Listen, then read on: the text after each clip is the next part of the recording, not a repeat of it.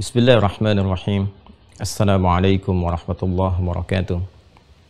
Alhamdulillahi wa kafa. Wassalatu wassalamu ala rasulillahil mustafa wa ala alihi wa sahbihi wa man wafa wa ba'd.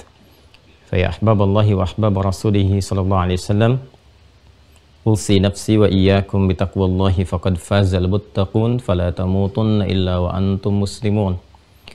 Faqala ta'ala: Ya ayyuhalladzina amanu taqullaha haqqa tuqatih wa la tamutunna illa wa antum muslimun.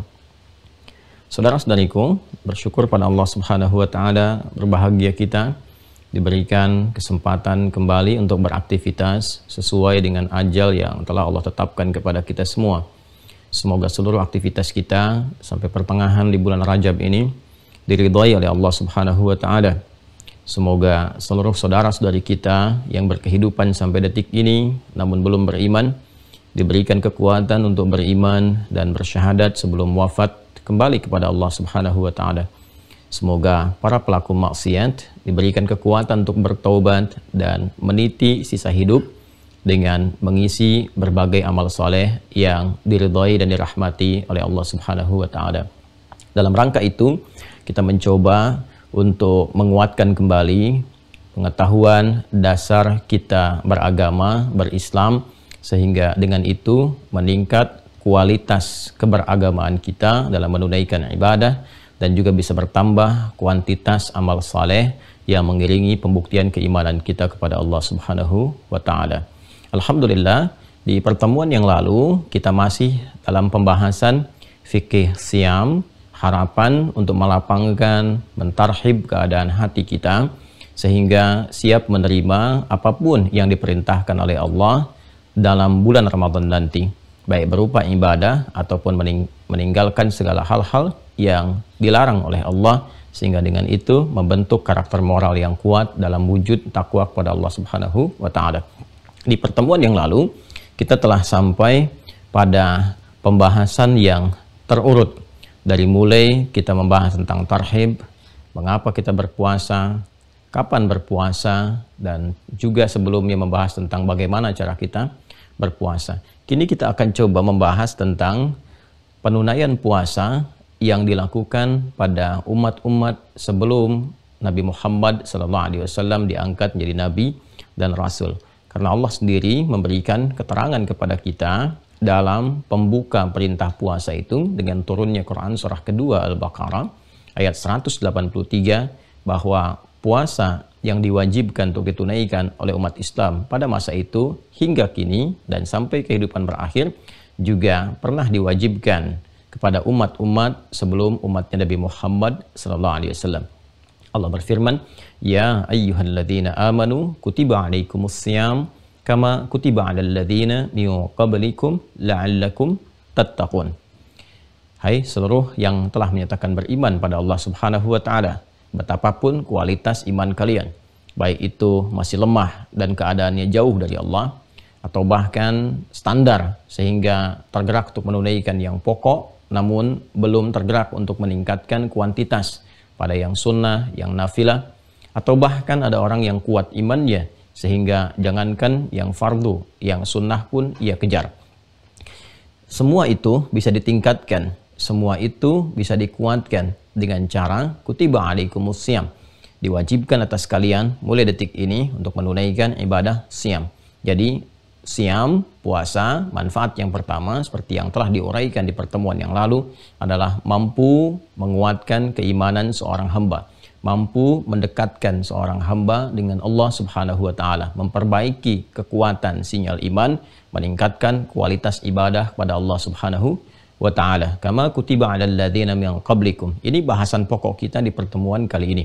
Sebagaimana Allah pun telah mewajibkan pada umat sebelum kalian, la'allakum tattaqun, dan di antara tujuan menunaikan siam itu selain meningkatkan keimanan, menguatkan hubungan dengan Allah, diharapkan terbentuk penguatan karakter moral dalam wujud takwa yang dengan itu menjadi bimbingan kita dalam berkehidupan dan menguatkan karakter kinerja. Bagaimana kita bisa mengeksekusi berperilaku dengan cara yang baik dimanapun kita bertugas dan beraktivitas. Siapakah orang-orang yang pernah menunaikan ibadah puasa ini atas dasar perintah Allah Subhanahu wa taala. Baik, mari kita turunkan pembahasan kali ini dengan menurunkan satu bagian dari pembuka ayat Al-Qur'an, kama kutiba 'alal ladzina min qablikum. Bismillah, saya akan beralih ke sebelah sini untuk memudahkan tulisan. Kama ya kutiba 'alal ladzina min qablikum.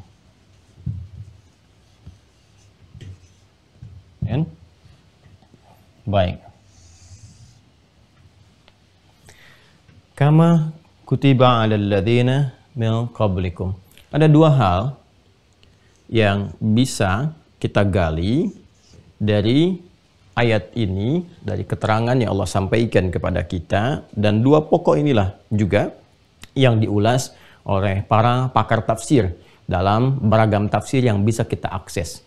Baik tafsir yang terkait dengan hukum secara langsung, ya seperti tafsirnya misalnya Al-Imam Al-Qurtubi, ataukah juga tafsir yang memadukan berbagai hal baik dari kebahasaan, ya pendekatan linguistik, sampai kemudian ke aspek sejarah, sampai ke penerangan makna-makna, baik itu yang sifatnya lalu, ya ataupun juga yang kontemporer. Sekarang ada tafsir misalnya Al-Wasit karya Syekh Muhammad Sayyid Tantawi, Syekhul Azhar sebelum yang sekarang, Syekh Dr. Ahmad Tayyib. Kemudian juga ada tafsir At-Tahrir wa Tanwirnya Syekh Ibnu Ashur, kan? Kemudian juga kalau kita ingin gali dalil ke dalil, ya biasanya ini ayat diterangkan nanti dengan hadis, diterangkan dengan perkataan para ulama dari kalangan misalnya sahabat ataupun tabi'in dan seterusnya, seperti tafsir Al-Qur'anil Azim karya Al-Imam Ibnu Katsir rahimahullahu ta'ala. Ya, atau kita ingin gali kedalaman sesuatu, ya dari segi maknawinya yang jarang terjangkau, ya kan? Nah, itu nanti ada Ruhul Ma'aninya Al-Imam Al-Alusi, ya. Ada banyak hal yang bisa kita gali, atau kita mau menggali yang paling misalnya agak mendekati ke masa-masa lampau seperti tafsirnya Ibnu Jarir At-Tabari, ya, Jami'ul Bayan itu, ya. Itu juga bisa kita dapati beberapa keterangan ini. Umumnya tafsir dimaksud juga sudah saya lihat, saya baca itu kan, dari mulai kita menulis makna ayat puasa itu, dan dua atau keseluruhan itu akan terpusat pada dua bagian ini. Baik, yang pertama adalah dari uslub. Uslub itu gaya bahasa, ya, yang ditampilkan di ayat ini secara gramatikal dulu, ya. Gramatikal, tapi bukan mengacu kepada susunan nahwu dan sharaf, ya, tentang harokat dan perubahan setiap kata. Tapi pada posisi ini, ya, posisi ini, ya, secara utuh, secara kalimat keseluruhan. Apa manfaat dari munculnya, ya, kalimat ini atau keterangan ini dari sela-sela perintah menunaikan ibadah puasa dan tujuannya. Jadi Allah kan membuka untuk memerintahkan puasa, ya ayyuhalladzina amanu kutiba alaikumussyam, ya kan? Kemudian tujuannya yang paling pokok selain meningkatkan iman, la'allakum tattaqun. Bisa saja sesungguhnya di luar Al-Qur'an, bisa saja itu kan kalimatnya berbunyi ya ayyuhalladzina amanu kutiba alaikumussyam la'allakum tattaqun. Tapi ketika Allah yang Maha berkehendak, Maha mengetahui, yang Maha menguasai segala hal, ya kan? Kemudian menghadirkan ini kama kutiba alal ladzina min qablikum, ini apa hikmahnya? Ya, apa yang bisa kita raih dari sini? Manfaatnya apa, gitu kan? Jadi kalau kita ngaji di ilmu nahwu ini masuk al-jumlah al-i'tiradiyah, ya kan? Satu jumlah susunan kalimat yang muncul di sela-sela dua hal atau hal tertentu yang disampaikan yang punya makna tertentu. Ya, dulu saya sempat menghadirkan untuk proposal awal tesis itu saat di Tripoli, judulnya Al-Jumlah Al-I'tiradiyah fil Qur'anil Karim. Ya, tentang makna jumlah i'tiradiyah di dalam Al-Qur'an dalam tinjauan ilmu bahasa, khususnya dalam pendekatan balaghah. Baik. Yang pertama, faidah, hikmah atau makna hadirnya susunan keterangan ini di dalam ayat puasa untuk memberikan kesan satu at-tamhid. Ini secara bahasa dulu ya, secara etimologi, supaya kita mengerti nilai rasa bahasa Al-Quran gitu, supaya terasa dulu, baru kemudian kita uraikan pemaknaan yang kedua. Satu bermakna at-tamhid. Ya. At-tamhid itu adalah menghadirkan pembuka pada satu inti yang akan disampaikan. Ya, menghadirkan satu pembuka bisa jadi informasi, kan? Nanti tujuannya macam-macam. Ya, setiap ada satu pembuka untuk mengantarkan pada satu inti tertentu yang akan diutarakan atau akan dilakukan, itu disebut dengan tamhid. Ya, kadang-kadang bisa dihadirkan dalam bentuk tulisan. Jadi kalau Anda baca kitab ada pembukanya, misalnya tertulis tamhid, nah itu pembukaan yang mengantarkan pada inti tulisan. Ya, bisa juga nanti dalam bahasa lain ada muqaddimah. Ya, muqaddimah itu sesuatu yang diawalkan. Jadi bedanya apa penekanannya? Kalau muqaddimah itu kan dari kata qaddama, yuqaddimu, gitu kan? Ada sesuatu yang diawalkan untuk ditampilkan. Tapi kalau at-tamhid itu lebih kepada menghadirkan sesuatu untuk persiapan awal. Dari mahada yumahidu, menyiapkan sesuatu, gitu kan? Ya, persiapan awal akan datangnya sesuatu yang inti yang kemudian. Ya, dari kata mahada ini pernah dengar ada Imam Mahdi, ya. Nanti mungkin satu saat saya gali tentang spesifik kajian tentang akhir zaman, ya. Dan sekarang kayaknya sudah mulai berpindah nih, ya, pada pembuka awal gitu. Ini kayaknya mesti dikaji, cukup penting juga. Lain waktu ya, nanti insya Allah kita coba hadirkan bila Allah memberikan kesempatan luang untuk mengkaji itu. Nah, Imam Mahdi itu kenapa disebut Mahdi? Ya, salah satu di antara sekian maknanya adalah karena ia datang sebagai pembuka yang mengantarkan nanti sosok-sosok inti yang datang, yang memberikan satu penegasan akan risalah penutup yang disempurnakan oleh Rasulullah Nabi Muhammad Sallallahu Alaihi Wasallam. Nanti banyak hal yang bisa kita ulas. Nah, ini fungsinya pertama secara kebahasaan, ya, secara gramatikal dalam tinjauan bahasa Arab. Ini jumlah ini, susunan dari ayat ini yang berada di antara ayat-ayat pembuka puasa dan mengenalkan tujuannya, ingin mengantarkan, kan, kepada satu bagian inti puasa yang akan ditunaikan dengan menyampaikan info dulu. Ya, tujuannya apa info ini disampaikan sebagai pembuka? Nah, di antara tujuan tamhid kalau kita ngaji di ilmu bahasa, yang pertama adalah tujuannya untuk melapangkan, ada pertama ini, ya. Melapangkan hati, ya, baik itu pendengar, ya, ataupun objek perintah, sehingga dengan kelapangan hati ini muncul satu, ya, semangat untuk menunaikan motivasi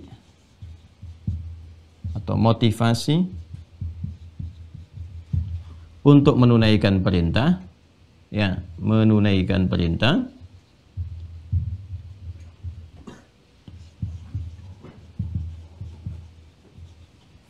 Yang kedua, ya, terambil dari ini juga melapangkan hati, ya, keadaan lapang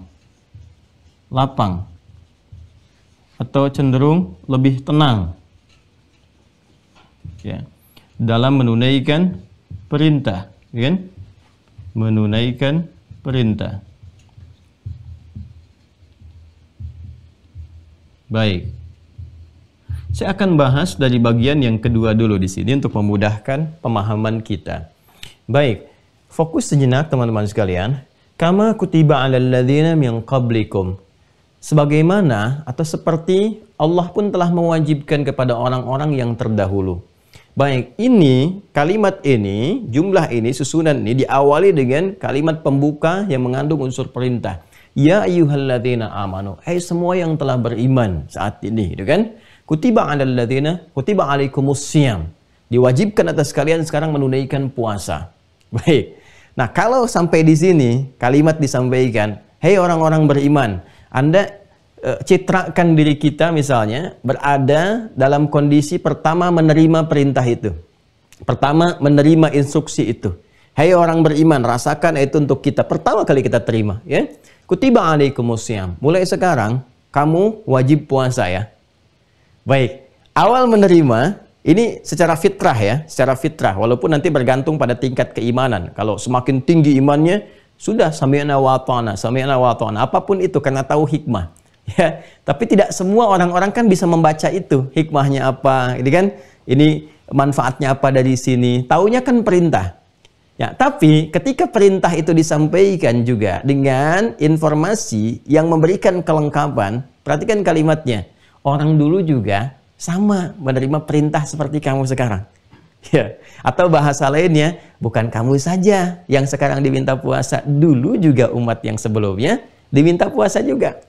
Ya, sama dengan di sekolah atau anak-anak di rumah, misalnya kan, ya, Anda minta kepada adik, tolong buang sampah ya. Adik begitu diperintahkan mau buang sampah, loh kok adik mah, kakak juga dulu begitu. Ya, Anda kebayang nggak? Kakak juga dulu begitu, latihan buang sampah. Sekarang fisiknya bagus, terus jadi semakin disiplin, semakin kuat dan sebagainya. Ya, tapi dengan kalimat pemuka saja, dulu kakak juga begitu. Nah, minimal menurunkan satu keadaan di dalam jiwa itu untuk menghadirkan ke lapangan. Jadi agak lega gitu. Ya, ada kesan berbagi dalam menerima perintah itu sehingga seakan-akan tidak dikerjakan sendiri. Keadaan perintah apa yang diinstruksikan itu, ya, bahwa kan seringkali kita menghadirkan atau mendapati sebuah makna satu pekerjaan bila dikerjakan dengan bersama itu rasanya lebih ringan kan, ya, makanya puasa Ramadan kenapa nggak kerasa kita ya menunaikan puasanya, kan ada kesan bersemangatnya tinggi, kemudian juga luar biasa dari fajar kadang ke maghrib nggak terasa menunaikan padahal lumayan panjang, ya, kenapa menjadi ringan? Karena kita merasa semua menunaikan. Ya, semua orang menunaikan, orang-orang Islam. Semua menunaikan. Lihat orang Islam ini puasa.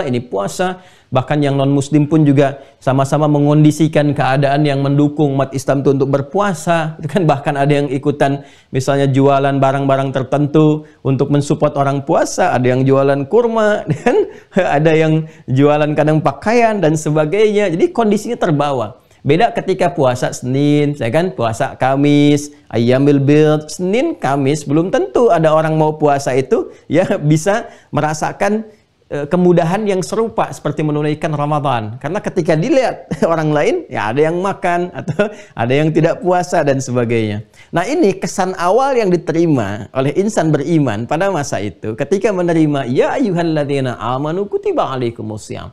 Hai seluruh insan beriman, mulai saat ini diwajibkan bagi kalian puasa. Bukan hanya kalian, orang dulu juga diwajibkan juga. Ya kan? Maka seperti tadi saya sampaikan, ini rasa yang tinggi kalau orang Arab mendengarkan ini tuh rasanya ke hati itu lebih lega gitu. Ya, jadi kalau kita masuk ke dalam nuansa ini, ya, masuk kita ke dalam dzauq nilai rasa bahasa Arab, kita merasakan lebih enak nih. Sama saja dengan logika sederhana yang tadi saya sampaikan, bukan hanya adik, kakak juga dulu begitu. Nah, itu akan menurunkan ya keadaan dalam hati sehingga lebih lapang menerima. Yang kedua, orang pasti akan ada pertanyaan. Ya, bagi insan beriman itu kan ciri khasnya apa? Nah, ini menarik ya. Insan beriman itu ciri khasnya senantiasa membuktikan keimanannya melalui amal soleh.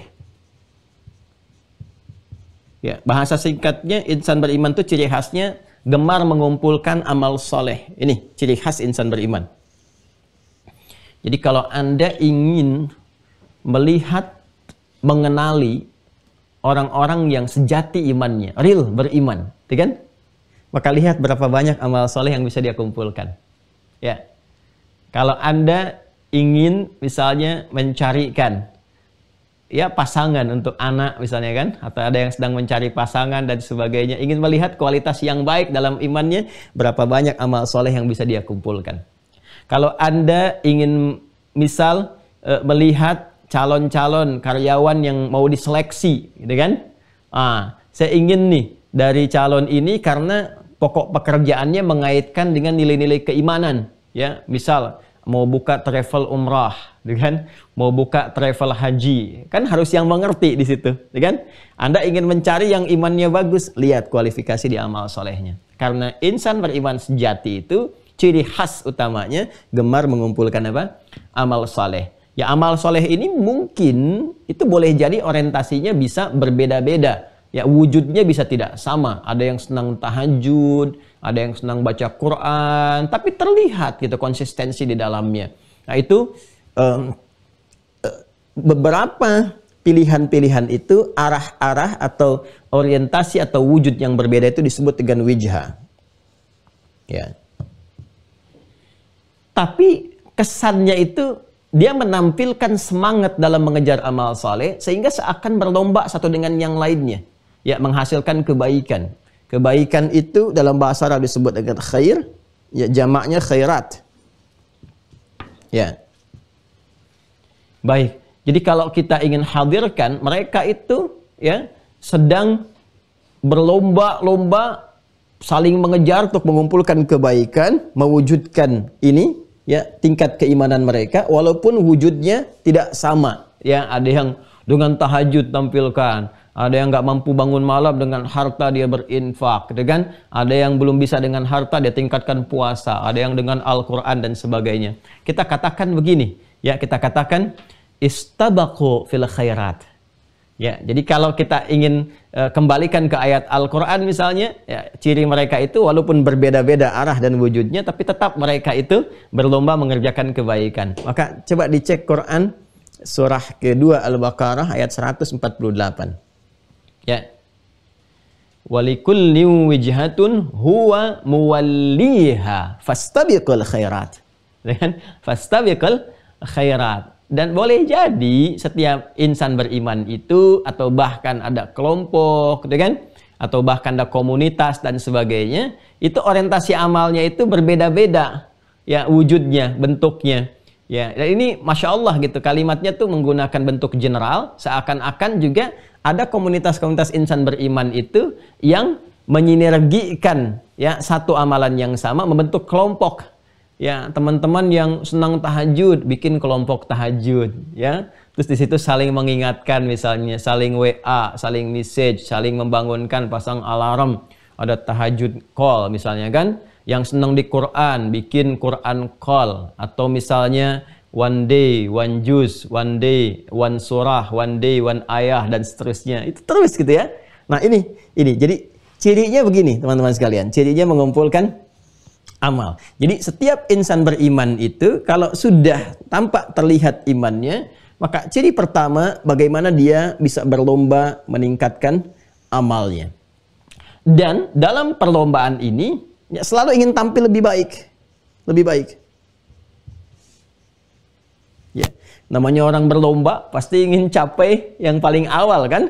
Ya, dengan kualitas terbaik kan? Jadi walaupun saya nih cara berpikirnya begini, saya memang belum bisa konsisten bangun malam, tapi Allah titipkan nih pada saya berupa harta benda. Wah, itu yang dikejar lewat infaknya, lewat sedekahnya, itu kan, dan seterusnya. Wah, saya ini terlihatnya belum mampu nih lewat harta, itu kan, tapi ada peluang ya menunaikan apa? Peluangnya dengan menunaikan misalnya puasa. Senang nih dengan berpuasa itu, maka dia kejar dengan puasa. Apapun jenis-jenis puasa yang bisa didapati, ya, itu dia lakukan. Nah, itulah yang disebut dengan fastabiqul khairat. Apa motivasinya? Ingin menampilkan kepada Allah pembuktian iman yang sejati. Ya kan? Jadi ciri iman sejati itu satu, gemar menunaikan amal soleh ini, ya kan? Yang kedua, ada motivasi untuk menjadi lebih baik. Apa kaitan dengan ini, dengan tamhid ini? Ini pembuka ayat puasa itu Al-Baqarah 183, antara kewajiban dan tujuannya ditengahi dengan tamhid, dan tamhid ini awalnya dibuka dengan kalimat iman. Ini menariknya. Ya ayyuhalladzina amanu. Ya ayyuhalladzina amanu. Ya ayyuha alladzina amanu. Ya, seperti ini. Hai semua pemilik iman. Ini dia. Sedangkan kembali ke sini, nih, karakteristik pemilik iman yang sejati gemar mengumpulkan amal soleh. Karena itu ketika mendengar ini diturunkan, baru sampai ya ayyuhalladzina amanu, sudah kelihatan tuh sahabat-sahabat yang memang notabene memiliki iman sejati langsung mengatakan sami'na wa ata'na. Nunggu apa nih? amal soleh yang akan disampaikan. Perintah apa? Kalau bahasa sekarang, siap perintah. Ya kan? Petunjuk kemudian datang. Ya kan? Karena ada yang siap petunjuk, siap perintah. Ya, ini sami'na, kami dengar. Wa ata'na, kami taat, siap perintah. Apa nih perintahnya? Ya kan? Nah, ini menarik. Jadi begitu kemudian imannya disentuh, ini gambarkan, citrakan ayat ini untuk kita gitu, untuk mengetahui kadar keimanan yang ada dalam jiwa kita. Ya ayyuhalladzina amanu, tuh hati kita disentuh. Karena Quran itu manhaj dan mukjizat saat yang bersamaan. Jadi bukan hanya untuk 1-2 generasi sampai kehidupan berakhir. Sepanjang kita mengatakan beriman, maka ayat itu berlaku untuk kita. Jadi bukan hanya sahabat yang kita lihat bahwa ketika mereka menerima ya ayyuhalladzina amanu sami'na wa ata'na, itu pelajaran bagi kita bagaimana meningkatkan kualitas iman bisa seperti itu. Ya. Nah, ini gambaran yang pertama. Jadi saat ya ayyuhalladzina amanu terkait dengan iman, maka ini yang menarik. Pembuktian peningkatan amal soleh ini menjadi relevan untuk ditampilkan, sekaligus ini jumlah ini susunan kama kutiba 'alal ladzina min qablikum menjadi penguat motivasi untuk menampilkan penunaian ibadah siam itu, puasa itu lebih baik daripada orang sebelumnya. Karena kan sedang diperlombakan ini. Ya, kita sedang berlomba. Ya, berlomba dengan siapa? Kama kutiba 'alal ladzina min qablikum. Kalau bahasa bebasnya begini. Hei, insan beriman, mulai saat ini tunaikan puasa ya. Bukan kamu saja, orang dulu juga diberikan perintah untuk puasa itu. Manfaatnya banyak. Nah, lebih baik ya daripada mereka. Kamu harus lebih unggul. Kamu harus lebih baik dibandingkan orang-orang terdahulu yang pernah menunaikannya. Kamu sekarang masih punya kesempatan menunaikan. Orang terdahulu sudah selesai. Ya, kan sudah ada yang meninggal, sudah kembali, sudah selesai. Sekarang risalah penyempurna. Seperti orang dulu pernah tunaikan, kamu pun akan tunaikan juga dengan hadirnya perintah ini. Cuma ketika kamu punya kesempatan lebih, tunaikan lebih baik dibandingkan dengan mereka. Tuh. Dalam ya. Nah, inilah makna di sini at-tamhid dalam kalimat kama kutiba 'alal ladzina min qablikum. Baik, ini dari segi kebahasaan. Jadi kalau kita sekedar melihat terjemah ya, dalam konteks ini kita baca seperti sebagaimana Allah wajibkan pada orang-orang terdahulu, kita hanya dapat sampai di situ saja, dan paling kajiannya adalah kepada bagian kedua ini, tanda tanya terbalik gitu kan, siapa orang-orang terdahulu yang kemudian pernah mendapati perintah yang serupa. Nah, kalau sudah paham ini baru kita beranjak ke sini, okay? Baru beranjak ke sini. Jadi saya simpulkan dulu, kama kutiba 'alal ladzina min qablikum itu punya dua makna utama ya, yaitu yang pertama untuk melapangkan hati dalam menerima perintah sehingga ringan untuk ditunaikan, Ada unsur ringannya atau mudah untuk ditunaikan. Ya. Kemudian juga ini ada semangat dan motivasi untuk menunaikan perintah yang dimaksudkan lebih baik daripada orang-orang yang pernah menerima sebelumnya. Jelas ya? Nah, baru kita kemudian pindah kepada siapa orang-orang sebelumnya yang telah dimintakan untuk berpuasa. Baik, di sini para ulama memberikan pandangan yang sangat luas sekali. Masya Allah, kalau ulama dulu itu literasinya ya begitu luas dan analisisnya begitu tajam dan thiqah, terpercaya. Luas, tajam, terpercaya, gitu kan? Nah, ada dua pendekatan di sini. Pendekatan pertama, pendekatan mengenai aspek ibadahnya saja, yaitu pada puasanya. Artinya sifatnya masih general, masih umum, ya kan?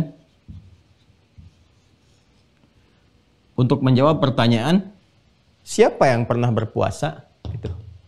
Ya, jadi umumnya bukan umat Islam saja yang dengan lahirnya Quran surah kedua Al-Baqarah ayat 183 turunnya ayat ini jadi kewajiban untuk berpuasa. Orang dulu pun pernah ada yang berpuasa. Jadi sebelum umatnya Nabi Muhammad SAW sudah ada yang puasa, gitu kan? Nah, misal kalau jarak terdekat itu kan ada yang Nasrani, umatnya Nabi Isa alaihissalam, Yesus Mesias, gitu kan? Nasrani. Baik. Nanti kalau mau lebih detail, nanti dalam kajian perbandingan agama, ya itu bisa didalami. pembahasan tentang perbandingan konsep keberagamaan ya dengan argumentasi ilmiah, yang dengan itu kita mencoba mencari titik-titik kebenaran sejati untuk diyakini dengan pandangan objektif dan menyerahkan keputusan ya sepenuhnya kepada setiap insan untuk bisa mengambil kebenaran yang dimaksudkan atau memilih apa yang dia kehendaki dengan konsekuensi masing-masing. Itu tinjauan Islam dalam konteks perbandingan agama. Indah sekali ya. Nanti ayatnya banyak ya. Apa yang mau saya sampaikan? Yang mau saya sampaikan nanti ada perbedaan diksi, dan diksi ini juga menunjukkan perbedaan dilalah ya, perbedaan bahkan makna tertentu antara Nasrani misalnya dengan Kristen. Itu ada perbedaannya. Jadi saya tampilkan Nasrani di sini untuk menekankan pada satu makna tertentu ke pengikut Nabi Isa alaihissalam. Yang saya maksudkan dengan konteks ini menempatkan Isa alaihissalam, Yesus Mesias, sebagai Nabi, sebagai Rasul, bukan Tuhan. Ya? Nah, ini kita katakan Nasrani. Kemudian ada Yahudi.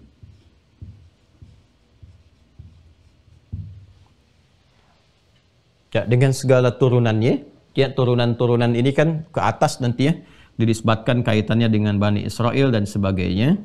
Walaupun ini nanti ada perbedaan-perbedaan penekanannya dan juga melahirkan makna yang berbeda.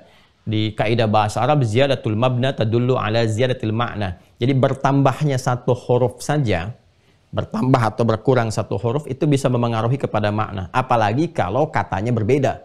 Ya ini satu Bani Israel, satu Yahud, kan? Satu lagi nanti kaum Musa. Jadi ada umatnya Musa, ada Yahudi, ada istilahnya Bani Israel. Itu nanti berbeda-beda konteks ketika diksi itu disampaikan. Turunnya ke sini. Ya. Dan ini nanti juga ada yang sifatnya umum, artinya keyakinan-keyakinan ardi, kreasi manusia di bumi yang secara budaya gitu kan, membentuk satu tradisi ya, yang juga wujudnya berupa puasa. Ya. Jadi kalau kita ke atas ini teruskan yang penyempurna yang sekarang, ya umat Nabi Muhammad SAW, ini Islam, itu kan, dalam konteks ini, dalam konteks pembahasan ini, gitu kan, ini ada puasa. Maka sebelum eranya Nabi Muhammad SAW juga nanti kita turunkan ke bawah, ini ada puasa juga yang ditunaikan. Ini secara umumnya. Ya, kita lihat misalnya di Nabi Isa alaihissalam, ya beliau berpuasa juga. Berpuasa. Nanti ada jenis-jenis puasa yang pernah dipraktikkan di zaman Nabi Isa alaihissalam. Bahkan nanti saya akan bahas ketika merilis ke sini kama kutiba 'alal ladzina min qablikum. Ini teman-teman sekalian, ketika ada kata kama ini ya, yang menunjukkan tasbih, penyerupaan yang serupa ya. Nah, ini juga ada penekanan. Penekanannya apa? Ya, selain menunjuk pada aspek umum pernah berpuasa, nanti ada aspek yang khusus. Supaya tidak nanti bingung, kita menghadirkan lompatan, kita detilkan dulu ini. Jadi yang pertama yang dibahas oleh para ahli tafsir itu menunjuk keumuman berpuasa. Jadi ini agama samawi pun yang Islam, Nasrani, Yahudi gitu kan, ya dalam konteks dinisbatkan kepada Rasul, ini sudah terlihat berpuasa. Kita bisa cek ya, dari mulai ke atasnya nabi-nabi diturunkan ya, dari mulai siapa namanya, kalau dinisbatkan kepada Yahudi kadang umumnya kan sering disertakan kepada Daud, Sulaiman, kan, kemudian ke atasnya Musa dan seterusnya. Ya, maka kita kenal sampai sekarang ada puasa Daud kan, Nabi Musa ketika dilepaskan dari Firaun, orang Yahudi sudah puasa Asyura dan sebagainya. Kemudian juga terus dari segi budaya ke bawahnya, dari kreasi manusia di keyakinan. Artinya agama ardi. Ardi itu yang dikreasikan di bumi, kan? Bukan atas petunjuk wahyu yang dibawa oleh Rasul dalam konteks samawi, mendapatkan wahyu citranya langsung dari Allah Subhanahu wa taala atau dari yang dipertuhankan, dinisbatkan sebagai satu-satunya Tuhan yang menurunkan wahyu.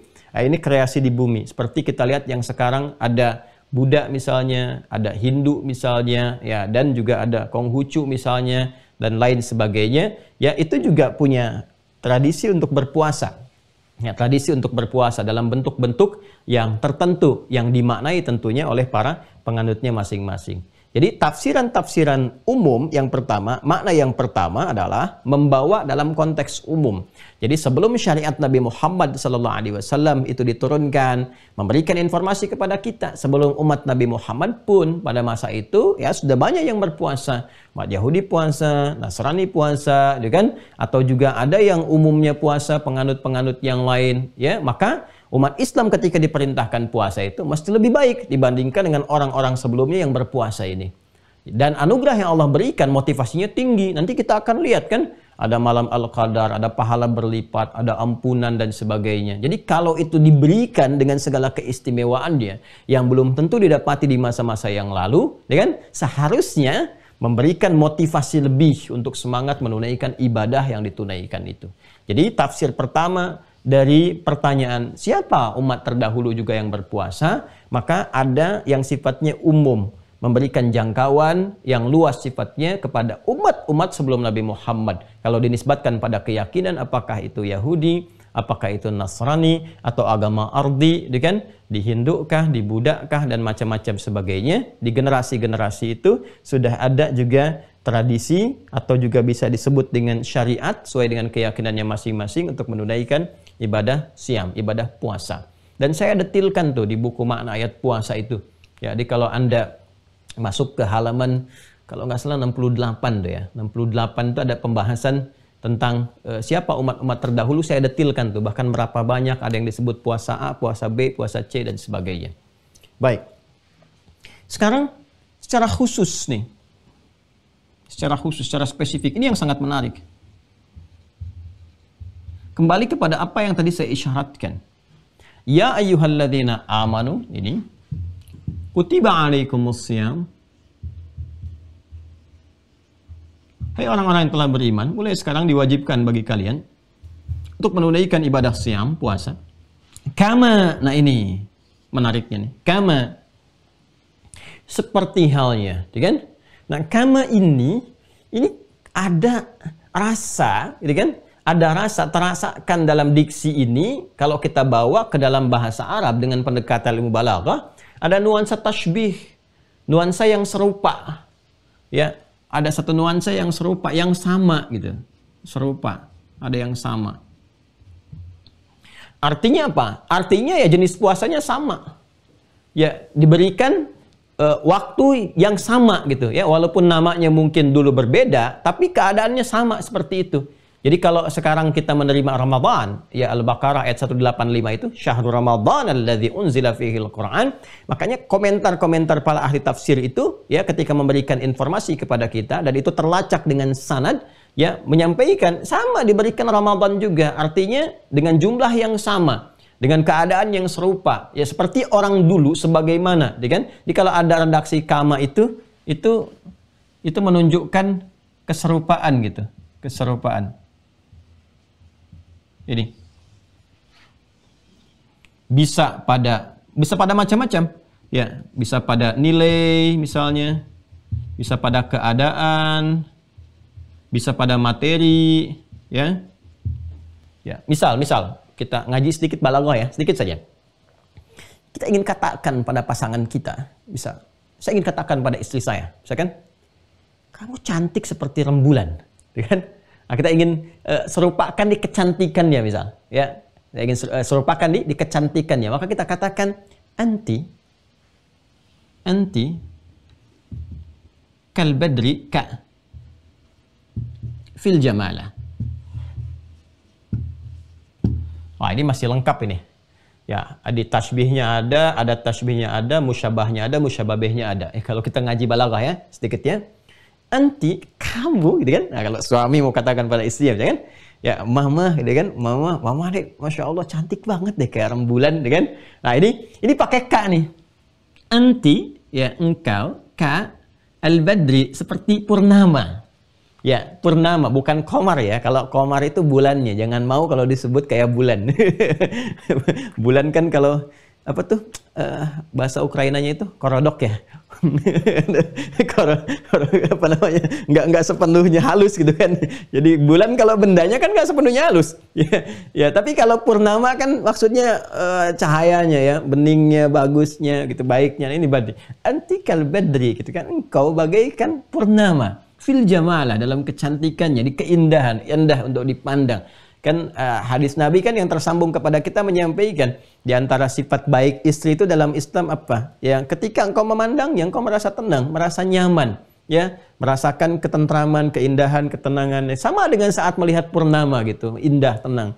Maka di bahasa Arab itu ada satu, kalau kita ingin hadirkan pujian, kita hadirkan kepada Allah gitu kan. Nah, ingin menampilkan syukur kepada Allah dengan melapangkan hati pasangan dengan mengatakan anti kal badri fil jamalah. Masya Allah mah kayak rembulan deh itu ya. Masya Allah cantiknya. Kadang-kadang ada dibuang nih ininya nih, kafnya ada tasbihnya dibuang untuk menekankan anti badrun ya.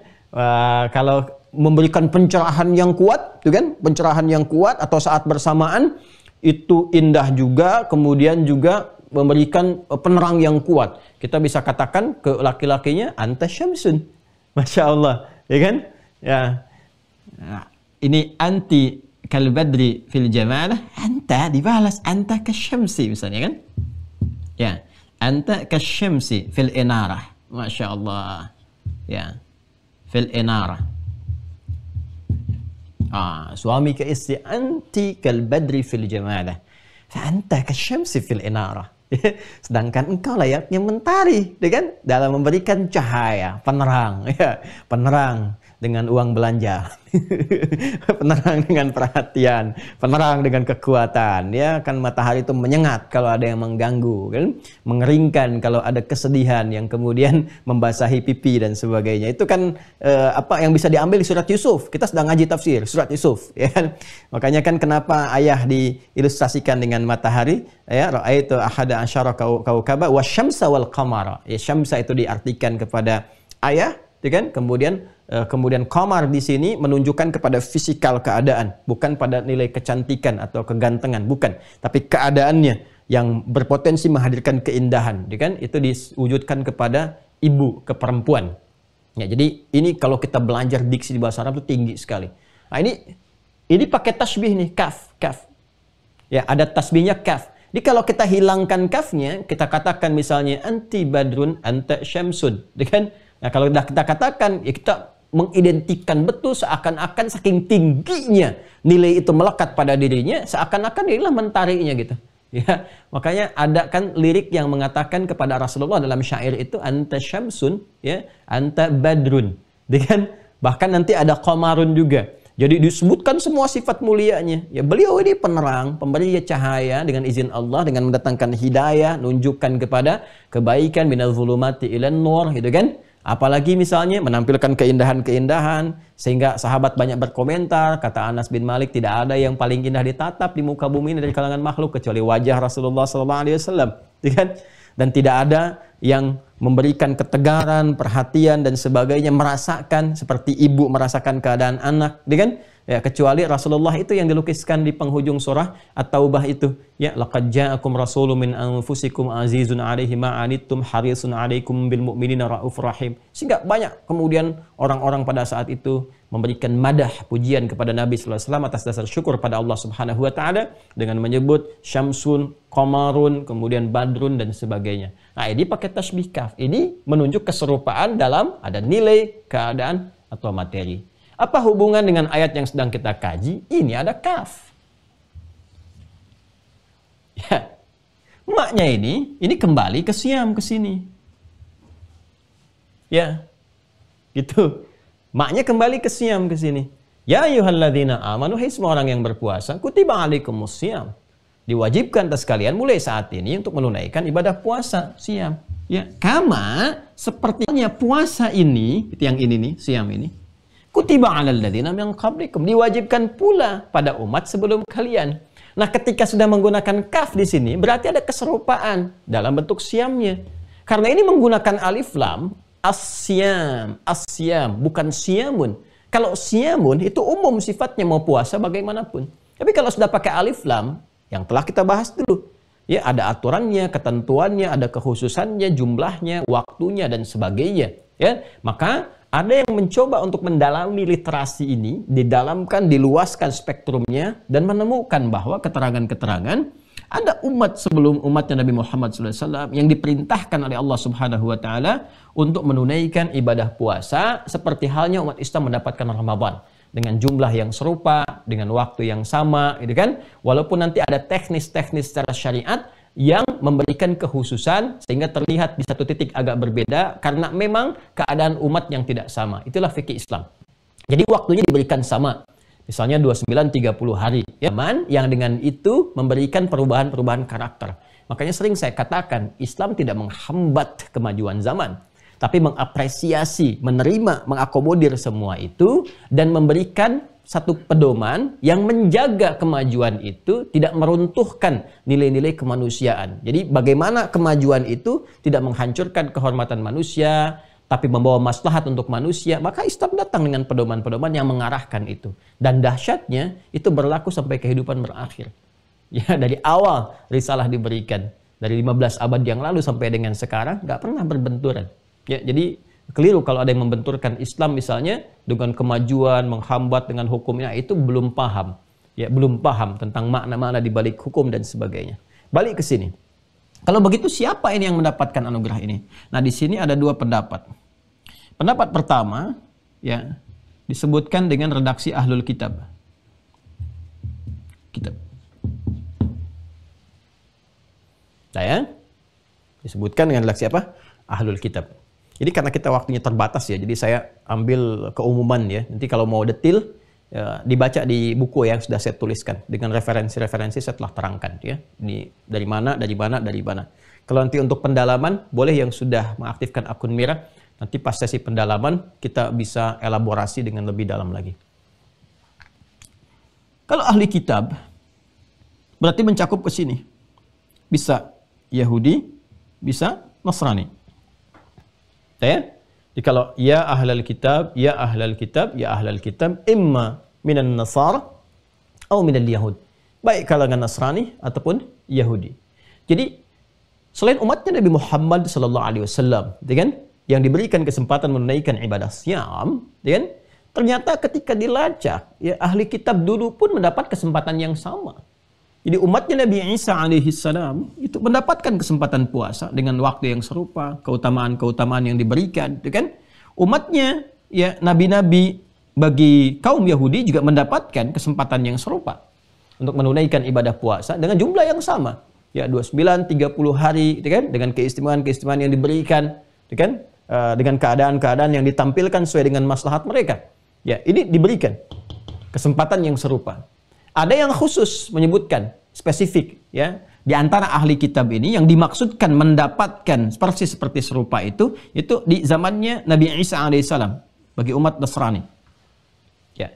Tapi baik untuk yang spesifik umat Nasrani di sini, umatnya Nabi Isa alaihissalam, ataupun juga dimaknai ahli kitab Nasrani dan juga Yahudi, ada fakta yang disepakati juga ya dan bisa diruntut dalam sejarah. Bahwa ketika mereka diperintahkan untuk menunaikan serupa jumlahnya sebulan penuh, sama, kan? Punya nilai keutamaan yang serupa dengan Ramadan, jumlah 29 atau 30 hari. Nah, cuma ada satu pengaruh dari karakter, dan ini selalu terbawa gitu kan di genealogi Yahudi. Ya, kita belum tuntas ya membahas genealogi Yahudi itu. Di antara karakteristiknya itu ya agak yang membuat unik tapi kadang-kadang membawa ke aspek negatif. Itu seringkali ngeyel terhadap sesuatu sehingga membentuk bukan kreativitas ya. Kalau kreativitas itu kan melahirkan hal baru gitu yang bermanfaat. Kalau ini maka di syariat disebutnya bid'ah. Bid'ah itu membentuk sesuatu yang baru tapi lebih cenderung kepada aspek yang negatif gitu ya. Nah, ini jadi merubah ini ya dengan timbangan-timbangan pikiran-pikiran tertentu, pengen-pengen tertentu sehingga keinginan-keinginan dari nafsu ini mengalahkan hikmah dan maslahat yang sudah Allah tetapkan, yang Maha mengetahui tentang kehidupan kita. Apa wujud spesifiknya? Jadi ketika diberikan 30 hari ini, sebulan lah kurang lebih 29-30 hari, dan jatuhnya tetap ya Ramadan, dalam konteks ini Ramadan gitu kan. Artinya satu waktu yang ditetapkan oleh Allah Subhanahu wa taala yang dia akan berputar tuh mengiringi setiap waktu. Cuma mereka tidak menginginkan kalau itu jatuh di musimnya, khususnya musim panas. Ya. Kan ada 4 musim pada umumnya. Musim panas, musim dingin, gitu kan? Musim semi, musim gugur. Ya. Ya kan? Baik. Al-saif, syita, rabi', kemudian kharif, gitu kan? Ada musim panas, musim dingin, semi dan gugur. Nah, ini kalau jatuhnya di 2 musim ini khususnya gitu kan, panas ataupun juga musim dingin, khususnya yang ada di musim panas ini, karena siangnya kan lebih panjang, gitu kan? Siang lebih panjang. Dan dingin, malam lebih panjang. Karena nanti di umat sebelumnya itu mereka sendiri yang memberlakukan. Kalau malam-malam hari itu mereka tambahkan. Ya, ada yang puasa untuk berhubungan. Jadi ada yang malamnya pokoknya nggak boleh berhubungan suami istri terus itu kan. Nah, sehingga nanti ada yang dilebarkan lagi tidak menikah sama sekali kalau sudah mengabdi ya untuk mengabdi kepada syariat, kepada agama. Itu dikreasikan demikian. Bukan dari petunjuk Allahnya harus begitu karena tidak mungkin ada petunjuk menyalahi fitrah. Ya, kan fitrah manusia itu selalu ada ketertarikan kepada lawan jenis. Itu selalu itu, ya. Bagaimanapun Anda mengingkarinya, tapi tidak bisa menyalahi fitrah yang ada dalam jiwa. Karena itu agama memberikan pendampingan. Jangan sampai rasa ketertarikan ini melampaui hukum-hukum yang ya, secara normalnya mesti terjaga. Sehingga tidak melahirkan satu tindakan-tindakan yang kontraproduktif dan saling melukai. Maka ada hukum di situ, hukum pernikahan, hukum lamaran, ta'aruf, dan sebagainya. Nah ini fitrah, jadi nggak mungkin ada manusia yang kemudian bisa menghindari fitrah itu. Mengendalikan barangkali dengan keadaan-keadaan tertentu punya batasan-batasan dengan puasa dan sebagainya. Tapi mengingkari fitrah dengan menghilangkan itu semua, itu sulit untuk dilakukan. Ya, dan pada tingkatan tertentu akan terjadi penyimpangan. Ya, hubungan yang terlarangkah misalnya, atau bahkan bukan sekedar terlarang, tapi mungkin nanti ada lebih daripada itu jangkauannya. Berhubungan saja tanpa akad dan sebagainya, itu sudah keliru. Sekarang kalau sudah sesama jenis misalnya, atau dari memanfaatkan anak-anak dan sebagainya, itu yang lebih repot lagi. Ya. Nah, saya mau kembali ke sini. Jadi, ada yang menghadirkan satu, pokoknya bukan hanya siangnya nggak makan, nggak minum, malamnya pun nggak boleh hubungan suami istri misalnya. Dan nanti suasana itu terbawa. Di awal-awal masa ayat ini turun, ya, ada sebagian yang tahu tentang ini, ya umat-umat di masa lalu itu, ada yang memahami apakah malamnya nggak boleh hubungan, kan?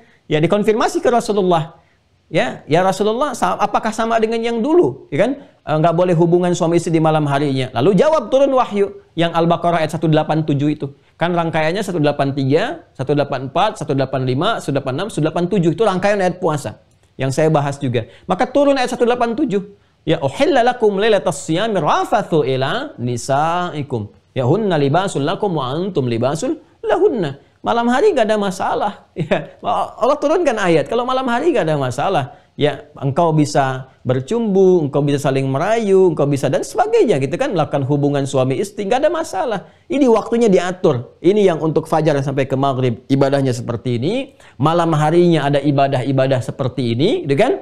Dan aturan-aturannya begini, ini yang dibolehkan di siang hari terjadi, tapi ini yang dilarang di siang hari dilakukan. Ini yang malam hari silahkan dikerjakan. Ini ada ibadah keutamaan yang mendukung puasa di siang hari. Kalau engkau kerjakan malam harinya, akan mensupport kekuatan di siang harinya.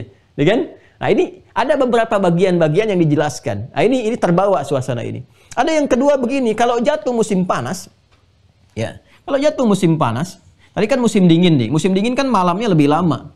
Malam lebih lama. Karena malam lebih lama, mereka kreasikan sendiri. Gak boleh hubungan suami istri sebulan. Gitu kan? Di bawah malamnya berlangsung lama. Musim panas, siangnya lama. Karena siangnya lama, ujian menahan lapar dan hausnya lebih lama. Maka apa yang terjadi? Ya itulah dia. Genealogi yang sebelumnya itu. Jadi mereka pindahkan tuh. Ini ke musim semi aja deh. Jadi kalau jatuh musim panas, musim dingin, mereka pindahkan ke musim semi. Ya, dan mereka berpikir supaya nggak salah-salah amat, ya, dan si amat pun belum tentu salah, supaya nggak salah-salah amat dan Tuhan ridho dengan kita, itulah kreasinya nih, supaya Tuhan ridho dengan kita, katakan, dan nggak terlalu banyak dosanya, nggak salah-salah amat, gitu, tambahin 20 hari, tambahin 20 hari. Jadi mereka membuat sebuah kompensasi, gitu kan? Kompensasinya apa? Yang tadinya sebulan, taruhlah 30 hari misalnya kita genapkan. Karena kami pindahkan, harusnya jatuh musim panas dipindahkan ke musim semi. Harusnya ada musim dingin dia pindahkan ke musim semi. Karena berharap musim semi itu stabil antara siang dengan malamnya. Ya kan? Seperti kita di Indonesia nih, Masya Allah, Alhamdulillah, gitu kan? Khatil istiwa, di garis ekuator. Nah, itu mereka tambah 30 plus 20 hari. Nah, jadi 50 hari. Itu pun nanti nggak konsisten lagi. Ya. Nanti lama-lama nggak ditunaikan, bikin momen lagi, puasanya sekian hari, sampai nanti dari sekian syariat yang bertahan itu cuma hari ke hari saja. Ya. Misalnya ada puasanya yang Asyura, gitu kan? Nanti ada beberapa yang diteruskan juga, di Nasrani juga ada dan sebagainya. Kalau mau diteruskan, ya. Ya, kalau Kristen pembahasannya beda lagi nanti ya. Karena kalau diksinya tadi saya katakan kalau diksi Nasrani dengan Kristen itu berbeda. Kalau kita memahami Nasrani ya, ini diksi ini menunjukkan pengakuan terhadap Isa alaihissalam, Yesus Mesias sebagai nabi, bukan sebagai Tuhan. Ya. Kalau kita berbicara tentang nanti pemahaman dalam Kristen menempatkan Isa alaihissalam, Yesus sebagai Tuhan. Nah, itu nanti di antara titik perbedaan yang kalau ingin didalami di situ ya. Karena itu ketika nanti Nabi Isa mengonfirmasi kalangan Hawariyun itu, ya man ansari ilallah, siapa yang mau jadi Nasrani, ya penolong kepada dakwahku untuk menuju Allah Subhanahu wa taala. Maka mereka mengatakan nahnu ansarullah, ya kan? Ya, kami yang akan masuk ke dalam barisan ini, gitu kan? Amanna billahi wasyhad bi anna muslimun. Kami saksikan kami beriman, gitu kan, kepada Allah Subhanahu wa taala, ikut ajaranmu wahai Isa alaihissalam, wahai Yesus ya al-Masih, Mesia, gitu kan? Dan saksikan bahwa kami termasuk yang patuh tunduk, kami muslim. Nah, itu yang dipahami dalam konteks ini. Ini pemahaman di kita ya, di dalam Islam dengan mengeluarkan nilai-nilai keterangan dalam Al-Qur'an. Dan itu bisa diuji nanti. Bisa diuji keterangannya, argumentasinya dan sebagainya, dan di akhir pun kebenaran yang didapatkan tetap diberikan ruangnya secara objektif untuk dipilih, untuk dipeluk tanpa dipaksakan kepada siapapun. Nah, itu indahnya demikian. Jadi kita mendapat kesempatan untuk meraih pencerahan-pencerahan atau informasi-informasi yang mendukung keyakinan. Kan keyakinan itu hak asasi terdalam yang paling dihargai dalam Al-Quran. Di Islam itu sangat menghormati keyakinan itu, karena itu hak asasi yang paling dalam. Karena itu diberikan kesempatan untuk mencari kebenaran. Karena dihargai, diberikan petunjuk semaksimal mungkin untuk menemukan jalur kebenaran itu. Ya, sekalipun keputusannya dikembalikan untuk memilih pada manusia masing-masing, ya, dan hukum Allah menjadikan adil, semua mendapatkan petunjuk yang serupa. Dan konsekuensi itu kemudian dipikul oleh setiap orang yang mengambil keputusan dari apa yang dipeluknya saat berpulang kepada Tuhan yang sejati, Tuhan yang sesungguhnya, yaitu Allah Subhanahu wa taala. Nah, dari kondisi-kondisi inilah kemudian muncul tamhid ini yang tadi saya utarakan. Umat dulu pernah dikasih, bahkan yang serupa, senilai dengan Ramadan. Ada keutamaan, ada kebaikan. Cuman kadang-kadang ya ada yang nggak seriusnya. Yang serius ada, yang nggak serius juga ada. Yang minda-mindain, yang nambahin, yang mengkreasikan ini, yang itu. Nah, ketika dihadiahi, ya umat Nabi Muhammad SAW, bahkan dengan keistimewaan yang bertambah. Ada ampunan dari dosa. Man shoma ramadhana imanan wa ihtisaban ghufira lahu ma taqaddama min dhanbi.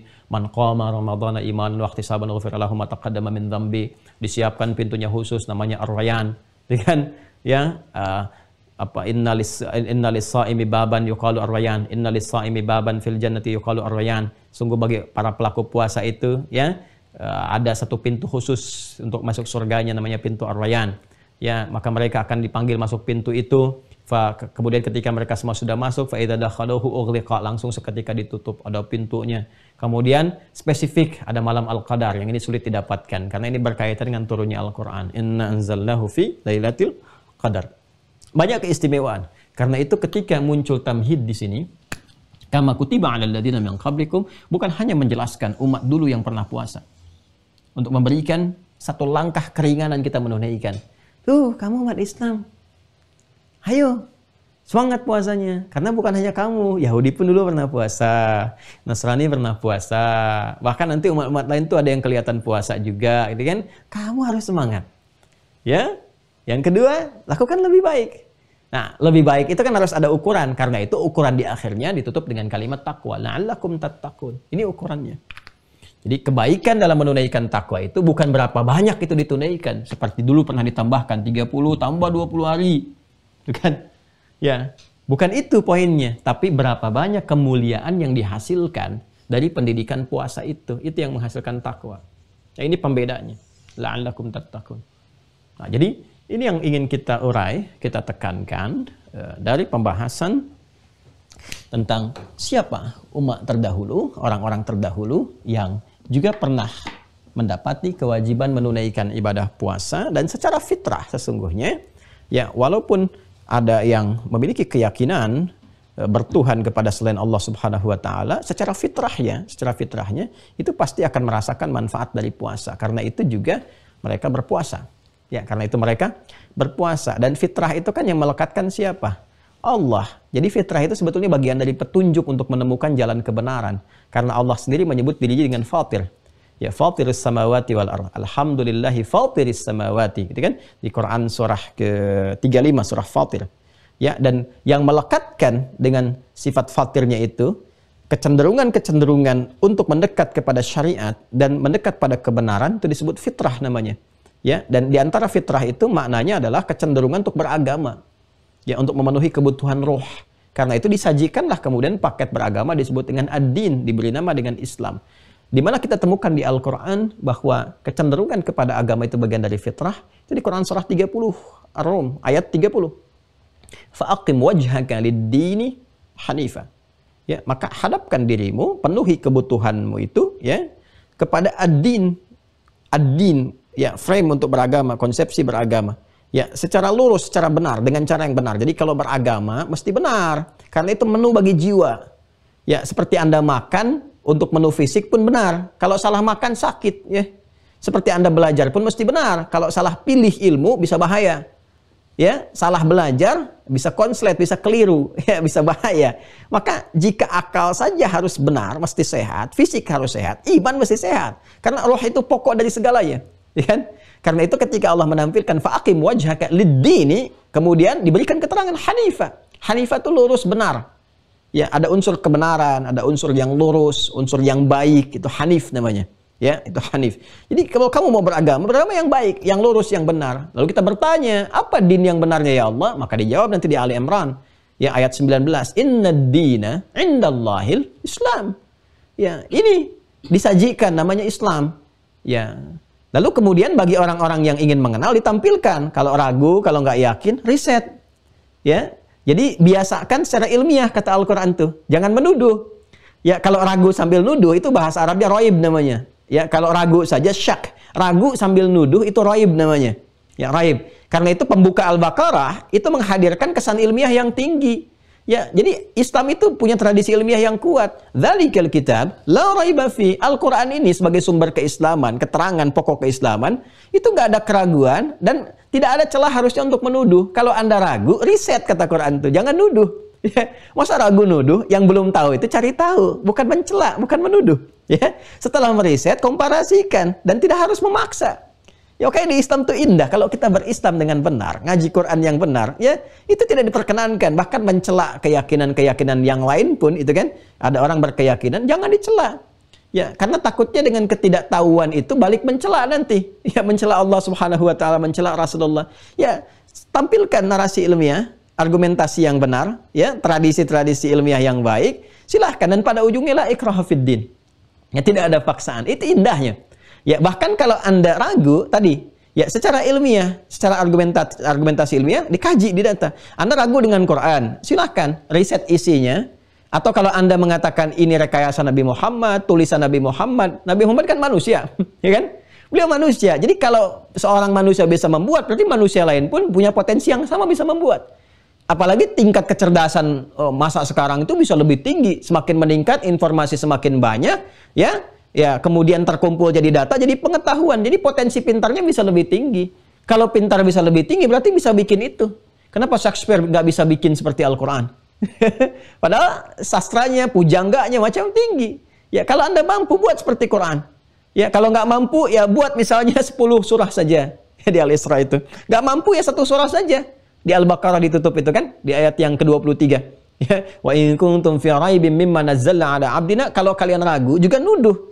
Ya, terhadap Al-Quran yang kami turunkan, kata Allah, dengan keagunganku kepada hambaku yaitu Muhammad sallallahu alaihi wasallam. Kalian tuduh itu rekayasa Nabi Muhammad, ya kan? Kalian tuduh itu buatan Muhammad sallallahu alaihi wasallam, yang pedoman yang dihasilkan dari kreasi Nabi Muhammad. Silahkan datangkan yang semisalnya. Tentu kalian akan lebih mampu. Kenapa? Karena Muhammad seorang ummi sallallahu alaihi wasallam. nggak pernah belajar cara menulis, nggak pernah belajar cara membaca, ya kan? Nggak bisa menulis, nggak tahu cara membaca bagaimana. Karena itu Allah jadikan ummi Nabi Muhammad SAW untuk menguatkan mukjizat Al-Quran. Supaya orang nggak bisa menuduh ini buatan Muhammad SAW. Punya karya apa Nabi Muhammad itu sebelum jadi Nabi? Nggak ada karya tulisan yang ada. Nggak ada syair yang pernah dibuat. Nggak ada. Ya. Karena itu semua celah ditutup dulu. Semua celahnya ditutup gitu. Nah jadi ini sesuatu hal yang sangat menarik gitu kan. Ya, ini menarik dalam syariat itu. Kembali ke Quran surah 30 ayat 30. Ar-Rum ayat 30. Fa'aqim wajhaka lid-dini hanifa. Setelah engkau bisa mendapatkan riset agama yang benar, tuh kan? Engkau yakin dengan itu, lalu engkau peluk itu, masuk Islam misalnya, maka jangan sekedar masuk. Ya, tunaikan semua nilai keislaman dengan baik. Tegakkan dengan lurus, ya. Apa yang diperintahkan dikerjakan, apa yang dilarang ditinggalkan. Itu aja dulu, ya. Dan itu akan memenuhi kebutuhan roh. Makanya ditampilkan menu rohnya dalam bentuk ibadah. Salat itu menu roh. Roh itu kan butuh ketenangan. Ya, jiwa kita kan butuh ketenangan. Ketenangan itu yang kemudian memberikan sinyal-sinyal kebaikan dalam membentuk ikatan pengetahuan dan menginstruksikan. Jadi kalau hatinya nggak tenang, pikiran akan terpengaruh. Kalut pikiran, hati nggak tenang tuh pikiran juga ikut gelisah. Ya, kalau pikiran sudah gelisah, nggak bisa baik mengambil keputusan. Anda sedang gelisah, ngambil keputusan susah. Anda panik, ngambil keputusan susah. Ya, ibu ini, anak ibu ini ada musibah begini. Baru dengar musibah kan langsung terpikir begini begitu. Panik, dalam panik itu nggak bisa ngambil keputusan yang baik. Kan? Nah, itu kan keadaan dari jiwa. Makanya harus ada ketentraman dalam jiwa. Menu-menu yang ditampilkan dalam agama itu harus memberikan manfaat langsung pada jiwa. Ketenangan, kan? Kemuliaan, pengentasan sifat-sifat yang negatif, karakter-karakter negatif, ya, karakter negatif yang ada pada nilai rasa. Ada nggak solusi untuk mengatasi dendam? Solusi mengatasi iri hati? Kan iri hati itu bukan iri pikiran, iri akal kan nggak ada, iri hati yang ada, ya kan? Dendam, iri hati, riya, sum'ah, dan itu penyakit hati semua. Nah, menu-menu di syariat, di agama itu mesti mengentaskan semua itu, sekaligus menguatkan karakter moral yang baik untuk mendukung akal dan fisik untuk bekerja lebih mulia, lebih bagus. Nah, ini semua dijelaskan. Dan mesti ada keterangan yang jelas. Karena ini beragama dari Tuhan. Tuhannya langsung yang perintahkan. Kan idealnya begitu. Tuhannya yang perintahkan. Ya, kemudian menerangkan dalilnya apa, ayatnya apa. Dicontohkan kepada kita lewat utusan. Diterangkan hikmahnya. Dan indahnya ketika Islam menyajikan menu itu. Dijelaskan semua. Terpenuhi semua unsurnya. Jadi sulit untuk kita menghindar. Ya, dari kebenaran Islam itu susah. Dari konsepsi agamanya lihat sholat. Dalilnya ada. Dalilnya jelas. Di Quran banyak. Menunjukkan bahwa itu perintah langsung dari Rabb. Dari Tuhan, dari Allah Subhanahu wa Ta'ala. Kemudian apa lagi? Caranya dijelaskan, Nabi jelaskan. Makanya orang sholat, orang Islam sholat, nggak ada yang beda, caranya semua sama. Dari bacaan, ya Anda mau di Meksiko, ya mau di Brazil, mau di Singapura, di Singaparna, ya atau misalnya, ya taruhlah di Amerika, di Indonesia, ya di Chicago dan sebagainya, itu sholatnya sama semua. Ya dari awal sampai akhir nggak ada yang beda. Nggak ada orang sholat di Amerika pakai bahasa Inggris. Ya, semua pakai bahasa Arab, semua sama. Caranya, dijelaskan hikmahnya. Manfaatnya apa? Ya, ini kalau dikerjakan manfaatnya apa? Ke jiwa apa? Ke perilaku apa? Dijelaskan. Ke hati melahirkan ketenangan. Ala bidzikrillahi tatma'innul qulub. Yakinkan pada dirimu kalau zikirmu benar, hatimu akan tenang. Dan salat disebut zikir. Wa aqimus salata lidzikri. Ke perilaku apa? Tanha 'anil fahsya'i wal munkar. Inna salata tanha 'anil fahsya'i wal munkar. Ke peningkatan akal apa? Ya, penambahan pengetahuan. Wattaqullah wa yu'allimukumullah. Tingkatkan takwamu kepada Allah, akan terjadi peningkatan pengetahuan. Sedangkan sholat bagian dari takwa. Dzalikal kitabu la raiba fihi hudal lil muttaqin. Siapa orang takwa itu? Alladzina yu'minuna bil ghaib wa yuqimunas shalah. Semua dijawab gitu. Ya, karena itu jadi kebutuhan pokok untuk jiwa. Maka diteruskan kembali ke Quran surah 30 ayat 30. Fa'aqim wajhaka lid-dini hanifa. Kalau sudah tahu tentang kebenaran agama, maka kerjakan dengan baik. Kerjakan dengan benar, ya dengan lurus, kemudian fitratallah. Fitratallahi allati fataran nasa 'alaiha. Itulah fitrah berkehidupan bagi semua manusia. Ini sebetulnya semua manusia itu punya kecenderungan untuk memenuhi kebutuhan roh. Dan tidak ada yang paling ideal kecuali agama.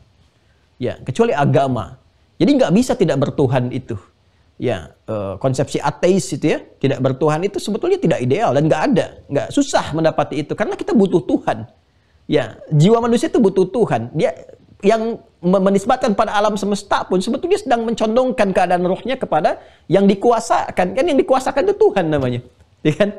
Ya, jadi ateis itu tidak bertuhan, bukan anti Tuhan. Salah kalau menyebut anti Tuhan.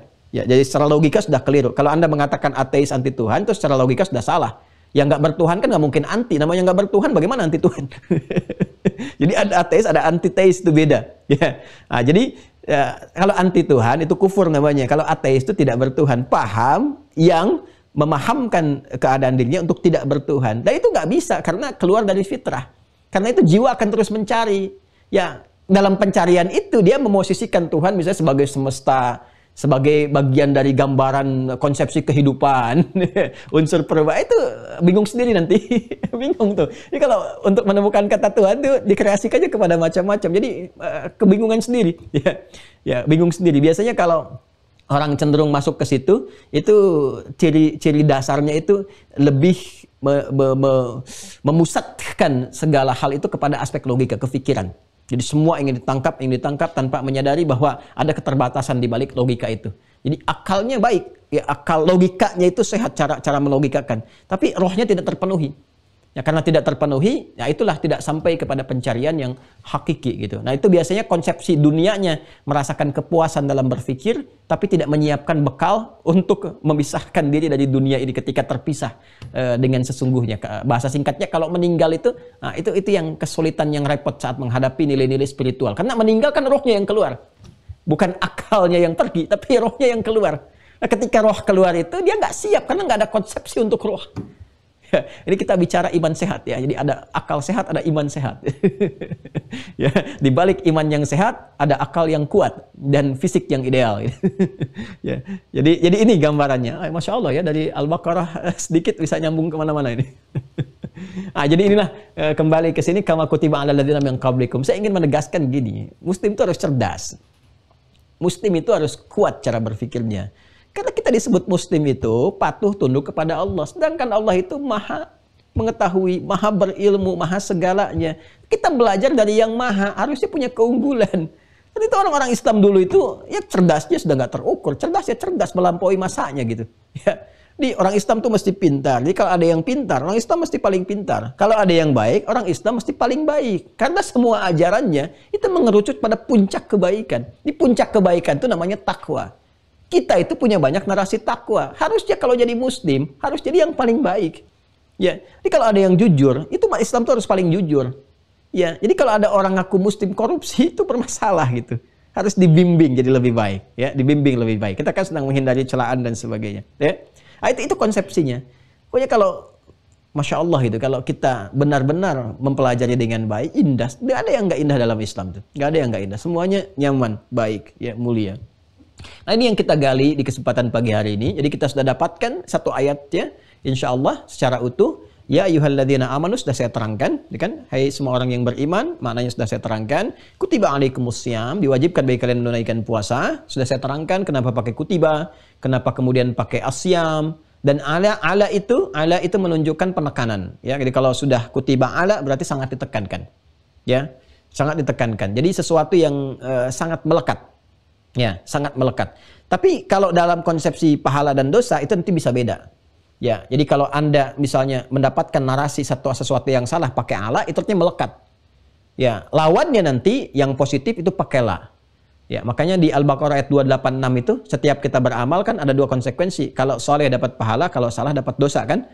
Ya, kita dapatkan ngaji di Al-Baqarah ayat 286 ayat terakhir. La yukallifullahu nafsan illa wus'aha. Laha ma kasabat wa 'alaiha maktasabat. Jadi iktasabat pakai ala, kasabat pakai laha.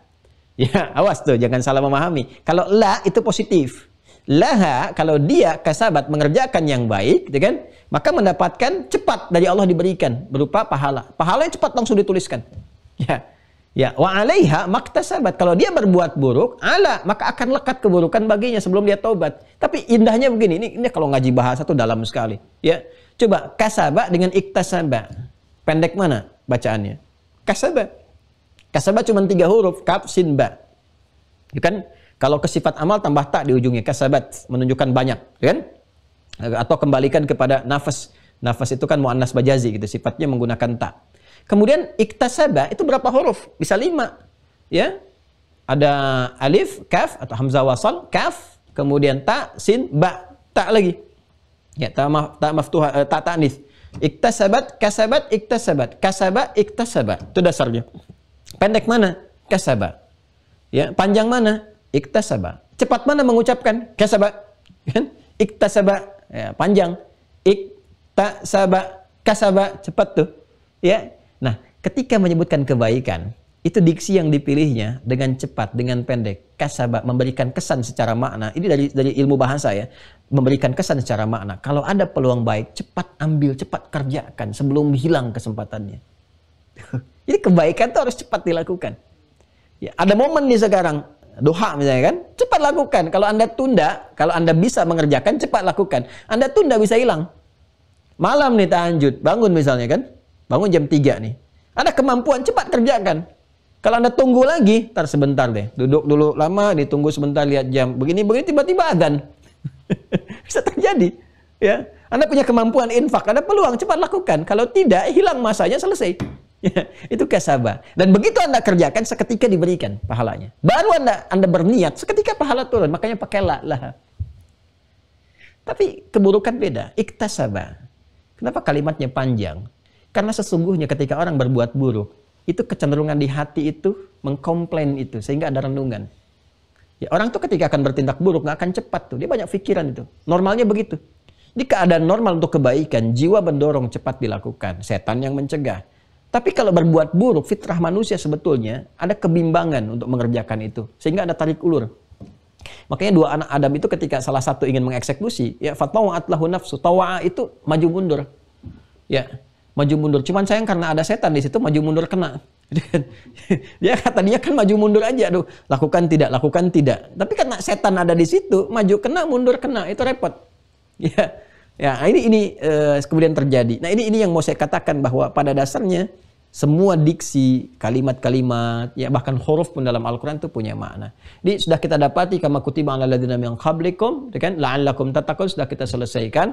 Sekarang persoalannya, kalau saya ingin meningkatkan puasa lebih baik dari umat sebelumnya, termotivasi menjadi hamba yang bertakwa, bagaimana pedomannya? Apa kurikulumnya? Apa persiapannya? Apa caranya? Adakah syaratnya?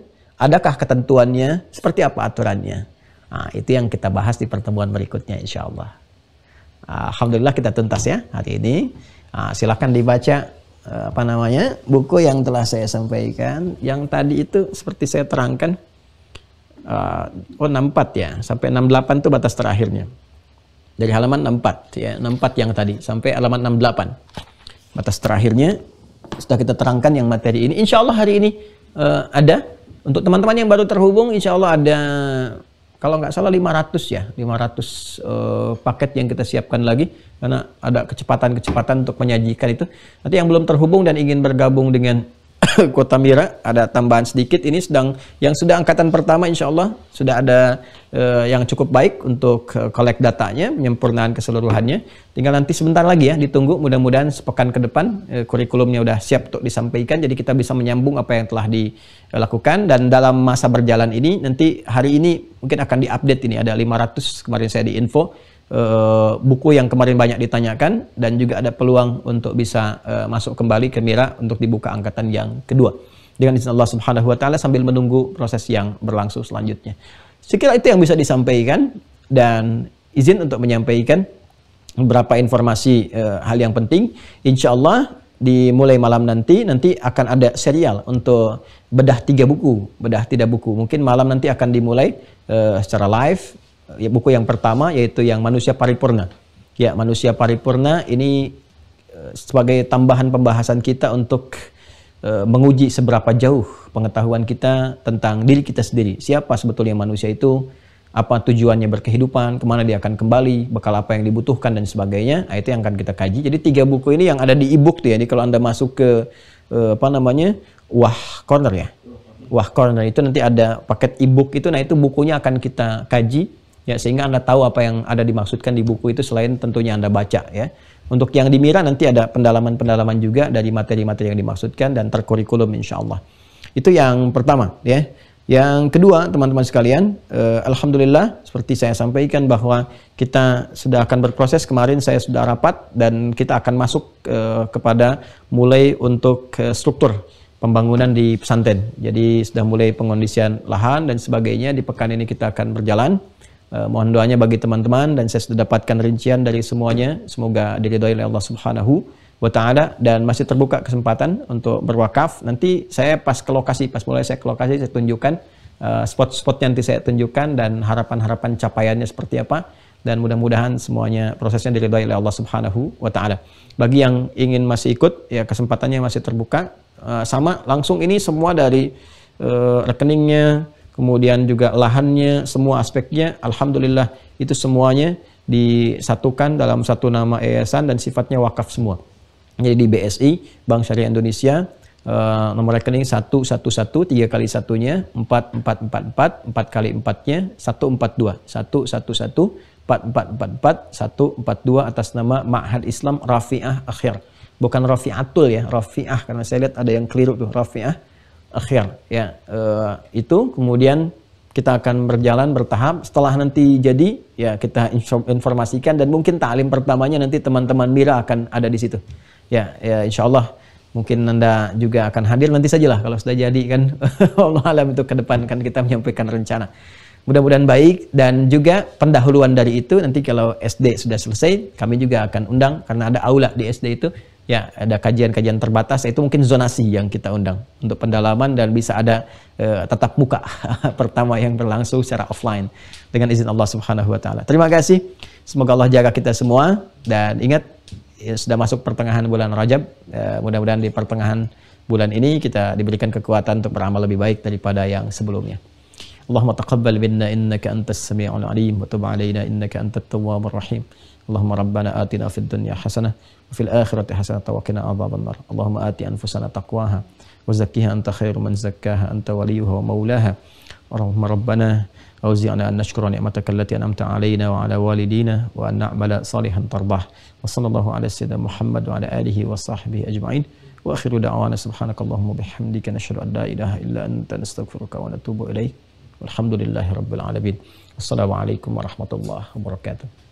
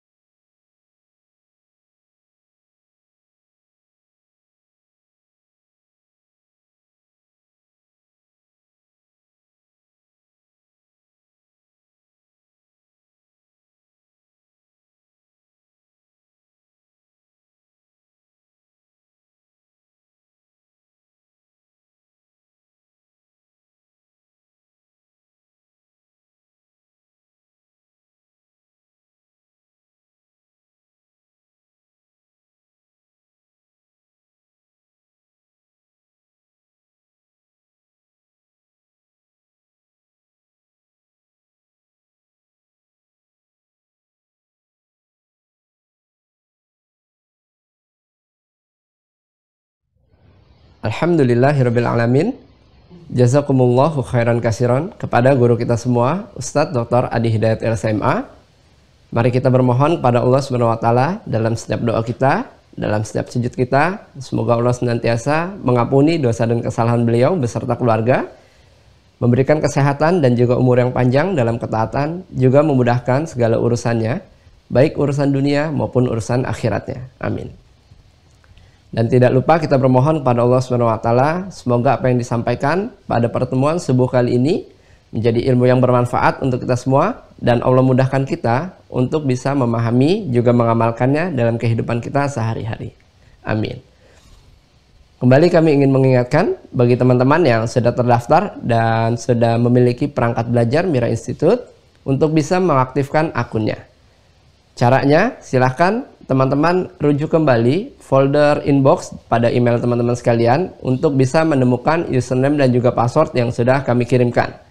Jika tidak ditemukan di folder inbox, teman-teman bisa merujuk ke folder spam ataupun folder junk. Karena ada kemungkinan username dan juga password yang kami kirim masuk ke folder-folder tersebut.